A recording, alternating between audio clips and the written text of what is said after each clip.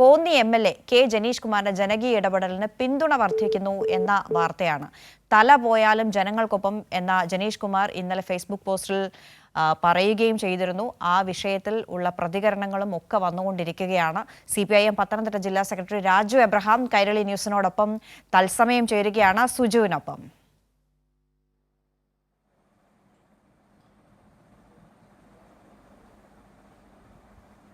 Yes, ഈ വിഷയത്തിൽ എന്താണ് മനസ്സിലാക്കാൻ കഴിയുന്നത്? പ്രത്യേകിച്ചും ഇങ്ങനെ ജനീഷ് കുമാറിനെതിരെയുള്ള വിമർശനങ്ങൾ എന്ന നിലയ്ക്ക് അതിനെ പലരും ആഘോഷിക്കുന്നു. പക്ഷെ അതിൻ്റെ വസ്തുത എന്താണ് എന്നുള്ളത് യഥാർത്ഥത്തിൽ പല ആളുകളും മനസ്സിലാക്കുന്നത് ഇന്നലെ ജനീഷ് കുമാറിൻ്റെ ആ ഫേസ്ബുക്ക് പോസ്റ്റ് വന്നതിന് ശേഷമാണ്. എന്ത് സംഭവിച്ചു എന്നതാണ് മനസ്സിലാക്കുന്നത്. ജനങ്ങൾക്കൊപ്പം നിൽക്കുക, ഒരു പ്രതിസന്ധി ഘട്ടത്തിൽ വരുമ്പോൾ അവരെ ചേർത്ത് പിടിക്കുക എന്ന ഉത്തരവാദിത്വം പ്രത്യേകിച്ചും ജനപ്രതിനിധികൾക്കുള്ള ഘട്ടത്തിൽ.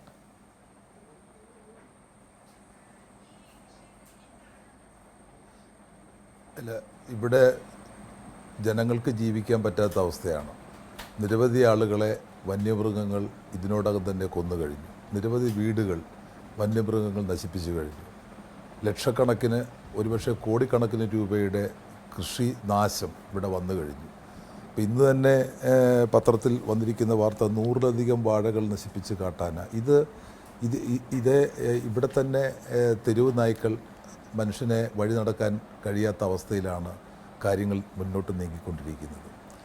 ഇവിടെ ജനീഷ് കുമാർ എടുത്ത നിലപാട്, ജനങ്ങൾക്കൊപ്പം എന്ന നിലപാട് ശരിയാണ് എന്ന അഭിപ്രായമാണ് ഞങ്ങൾക്കുള്ളത്. കാരണം ജീവിക്കാൻ കഴിയാത്ത ജനങ്ങൾ പൊറുതിമുട്ടി ഇന്ന് പത്തനംതിട്ട ജില്ലയിൽ മാത്രമല്ല, കേരളത്തിൽ മാത്രമല്ല, തമിഴ്നാട്ടിൽ, കർണാടകയിൽ, മറ്റ് സംസ്ഥാനങ്ങളിൽ, എല്ലാ സ്ഥലങ്ങളിലും വന്യമൃഗ ആക്രമണം കാരണം ജനങ്ങൾക്ക് ജീവിക്കാൻ പറ്റാത്ത അവസ്ഥയാണ്. 1972 കേന്ദ്ര വന നിയമം, ആ വന നിയമം ഇന്ദിരാഗാന്ധി കൊണ്ടുവന്ന വന നിയമമാണ്. ആ നിയമത്തിൻ്റെ ബലത്തിലാണ് വനം വകുപ്പ് ഉദ്യോഗസ്ഥന്മാർ ഇന്ന് കാര്യങ്ങൾ നീക്കുന്നത്. പക്ഷേ ജനങ്ങളുടെ പ്രശ്നങ്ങൾ കേൾക്കാതെ, ജനങ്ങളെ കാണാതെ ഒരു കാരണവശാലും വനം വകുപ്പിന് പോകാൻ കഴിയില്ല. അപ്പോൾ അതുകൂടി, ജനവികാരം കൂടി നമുക്ക് പരിഗണിക്കാൻ വേണ്ടി കഴിയണം എന്നുള്ളതാണ് ഏറ്റവും പ്രധാനപ്പെട്ട കാര്യം. കണ്ണൂരിൽ ബഹുമാനപ്പെട്ട മുഖ്യമന്ത്രി നടത്തിയ ജനസമ്പർക്ക പരിപാടിയിൽ അദ്ദേഹം തന്നെ പറഞ്ഞു, പഞ്ചായത്തുകളിൽ ഇന്ന് നടന്നുകൊണ്ടിരിക്കുന്ന കാട്ടുപന്നികളെ കൊല്ലുന്ന നടപടികൾ ഉണ്ടാകുമ്പോൾ വനം വകുപ്പ് ഉദ്യോഗസ്ഥന്മാർ അതിൻ്റെ പുറകെ പോകണ്ട. കാരണം അതൊരു മെസ്സേജാണ്. ഇന്ന് നമ്മുടെ കൃഷി വകുപ്പ് മന്ത്രി പി പ്രസാദ്, അദ്ദേഹം പരാതി പ്രളയത്തിൽ നിന്ന് പറഞ്ഞിരിക്കുന്നത് കാട്ടുപന്നികളെ കൊന്ന് തിന്നാനുള്ള അവകാശം ജനങ്ങൾക്ക് നൽകണം എന്നുള്ളതാണ്. ഇപ്പം നമ്മൾ പിടിക്കുന്ന കാട്ടുപന്നികളെ മണ്ണെണ്ണ ഉപയോഗിച്ച് കത്തിച്ച് കളയുകയാണ്. ഇതല്ല ലോകത്തിലെ വികസിത രാജ്യങ്ങളിലും വികസ്വര രാജ്യങ്ങളിലും ഒക്കെ നടക്കുന്നത്. ഏത് മൃഗങ്ങളുടെ എണ്ണമാണോ കൂടുന്നത് അതനുസരിച്ച് ആ മൃഗങ്ങളെ കൊന്നൊടുക്കാനുള്ള എല്ലാ അധികാരവും എല്ലാ രാജ്യങ്ങളും നൽകുന്നുണ്ട്. പക്ഷേ ഇന്ത്യ രാജ്യത്ത് ഇവിടെ തെരുവ് നായ്ക്കൾ, നമ്മുടെ കുട്ടികൾക്ക് സ്കൂളിൽ പോകാൻ കഴിയുന്നില്ല. ഇപ്പോൾ നായയുടെ കടിയേറ്റ ആളുകൾ മരിക്കുന്ന അവസ്ഥയിലേക്ക് കാര്യങ്ങൾ എത്തുകയാണ്. അങ്ങനെയുള്ള തെരുവ് നായ്ക്കളെ കൊല്ലണം എന്ന് ഞാൻ നിയമസഭയിൽ ആദ്യം ആവശ്യപ്പെട്ടു. നിരവധി MLA മാർ അന്ന് ഞങ്ങളൊക്കെ ഉള്ളപ്പോൾ നിയമസഭയിൽ ആവശ്യപ്പെട്ടതാണ്. അതുപ്രകാരം കേരള ഗവൺമെൻറ് കേന്ദ്രത്തിന് എത്ര കത്തയച്ചു? എൻ്റെ ഒരു ഓർമ്മ 3-4 തവണ കേന്ദ്രത്തോട് അഭ്യർത്ഥിച്ചു, രേഖാമൂലം കൊടുത്തു, നിയമസഭ പാസാക്കിയ പ്രമേയങ്ങൾ കൊടുത്തു. പക്ഷേ കേന്ദ്രം പരമപുച്ഛത്തോടു കൂടി അത് തള്ളിക്കളയുകയാണ്. അപ്പം ഇവിടെ ശ്രീ രാജു എബ്രഹാം, ഇത് സംസ്ഥാന സർക്കാർ അധികാരത്തിൽ വന്നതിന് ശേഷം ആദ്യ ഭരണകാലത്ത് തന്നെ എത്രയോ തവണ കേന്ദ്ര സർക്കാരിന് മുമ്പിൽ അവതരിപ്പിച്ചിട്ടുള്ള വിഷയമാണ്. ഈ കഴിഞ്ഞ കാലത്തൊക്കെ പല മരണങ്ങൾ ഉണ്ടാകുന്നു, കാട്ടാന ആക്രമണത്തിലും ഒക്കെ കൃഷി നശിക്കുന്ന സംഭവങ്ങൾ ഉണ്ടാകുന്നു, ഒക്കെ സാധാരണക്കാരായ ജനങ്ങളുടെ ജീവിതത്തെ ബാധിക്കുന്ന, അവരുടെ അതിജീവന മാർഗത്തെ ബാധിക്കുന്ന വിധത്തിൽ ഈ പ്രതിസന്ധി വളരുകയാണ്. ആ സമയം വന നിയമം വലിയൊരു പ്രത്യാഘാതം സൃഷ്ടിക്കുന്ന നിലയ്ക്ക് അവിടെ നിൽക്കുന്നു. എത്രയോ വർഷങ്ങൾക്ക് മുമ്പെയാണ്. അത് കാലാനുസൃതമായി മാറ്റേണ്ടതാണ്. അത് പല സംസ്ഥാന സർക്കാരുകളും ആവശ്യമുന്നയിക്കുമ്പോഴും മുഖം ധരിക്കുന്ന നിലപാടാണല്ലോ കേന്ദ്ര സർക്കാർ സ്വീകരിക്കുന്നത്.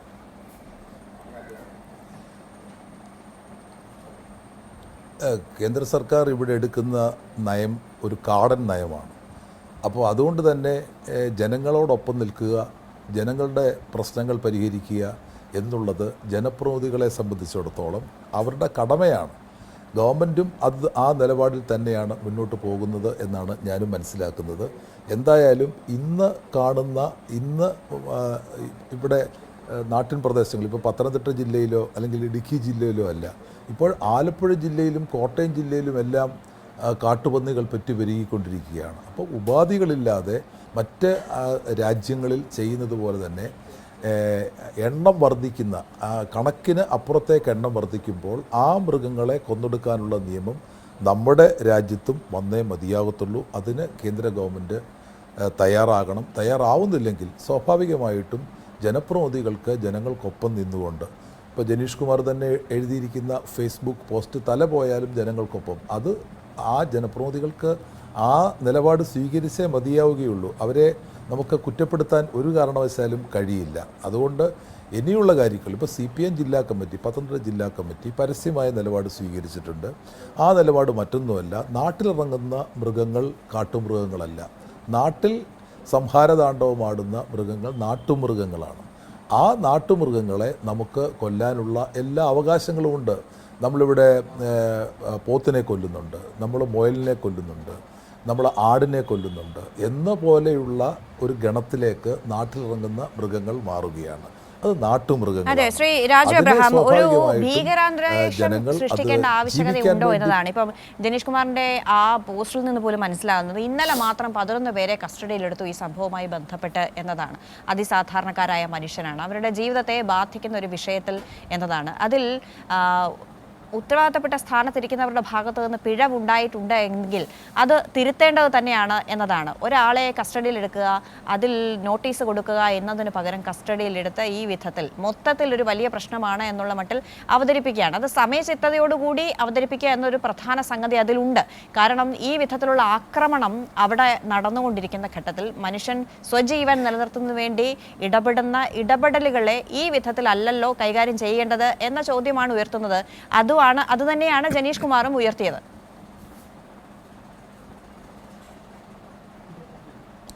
തീർച്ചയായിട്ടും വന നിയമങ്ങൾ പരിപാലിക്കാൻ വനം വകുപ്പിന് ബാധ്യതയുണ്ട് എന്ന് നമുക്കറിയാം. വന ഉദ്യോഗസ്ഥന്മാർ നിയമം പാലിച്ച് മുന്നോട്ട് പോകാൻ കഴിയൂ എന്ന് നമുക്കറിയാം. പക്ഷേ നാട്ടിൽ പ്രായോഗികമായി ജീവിക്കുമ്പോൾ സ്വാഭാവികമായും നാട്ടിലുണ്ടാവുന്ന ഇത്തരം പ്രശ്നങ്ങൾ എങ്ങനെ കൈകാര്യം ചെയ്യണം എന്നത് സംബന്ധിച്ച് വനം വകുപ്പിന് പ്രത്യേക നിർദ്ദേശങ്ങൾ കൊടുക്കാൻ ബന്ധപ്പെട്ടവർ തയ്യാറാകും എന്നാണ് ഞങ്ങൾ പ്രതീക്ഷിക്കുന്നത്. കാരണം ഇവിടെ മനുഷ്യജീവന് തന്നെയാണ് ഇവിടെ വിലയുള്ളത്. 1000 മനുഷ്യനെ കൊന്നാലും ഒരു കാട്ടുപന്നിയെ നമുക്ക് തൊടാൻ പാടില്ല, ആനയെ വിരട്ടി ഓടിക്കാൻ പാടില്ല എന്നൊക്കെയാണ് പറയുന്നതെങ്കിൽ ഒരു കാരണവശാലും ജനങ്ങളത് അംഗീകരിക്കത്തില്ല.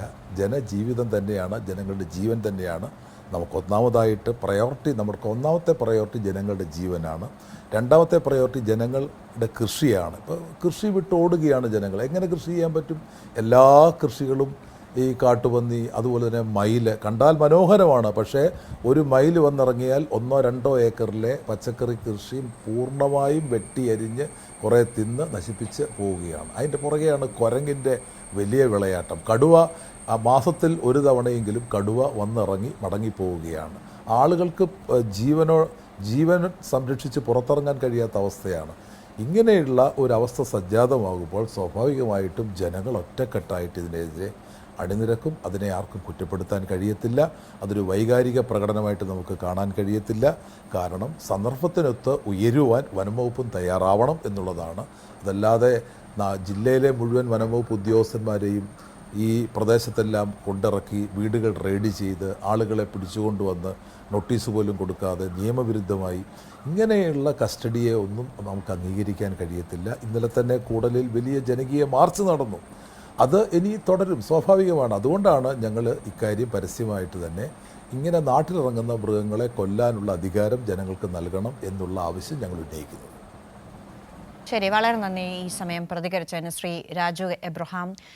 ഈ വാർത്തയിൽ കഴിഞ്ഞ ദിവസം ജനീഷ് കുമാറിനെതിരെ MLA-ക്കെതിരെ വലിയ വിമർശനങ്ങൾ ഉണ്ടാകുന്നു. പക്ഷേ അതിൻ്റെ വസ്തുത ഒരു സംഭവം നടന്നു. കാട്ടാന ആക്രമണം വ്യാപകമായ ഒരു പ്രദേശത്ത് കാട്ടാന അവിടെ ഷോക്കേറ്റ് ചരിഞ്ഞതുമായി ബന്ധപ്പെട്ടുണ്ടാകുന്ന വിവാദങ്ങളിൽ, പ്രതിസന്ധികളിൽ ഒരുപാട് ആളുകളെ കസ്റ്റഡിയിലെടുക്കുന്നു, അനധികൃതമായി കസ്റ്റഡിയിലെടുക്കുന്നു എന്ന വിമർശനങ്ങളാണ് അതിൽ ഉയരുന്നത്.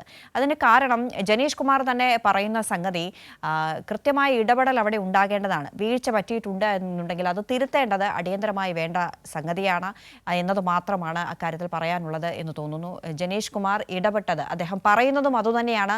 ജനങ്ങൾക്ക് വേണ്ടി ഇനിയും അങ്ങനെ തന്നെ ആയിരിക്കും എന്ന അദ്ദേഹത്തിൻ്റെ ഫേസ്ബുക്ക് പോസ്റ്റിലെ ആഹ്വാനത്തിൽ നിന്നും അതുതന്നെയാണ് മനസ്സിലാക്കേണ്ടത്. രാജു എബ്രഹാമാണ് അല്പസമയം നമുക്കൊപ്പം ആ വിഷയത്തിൽ ചേർത്തത്.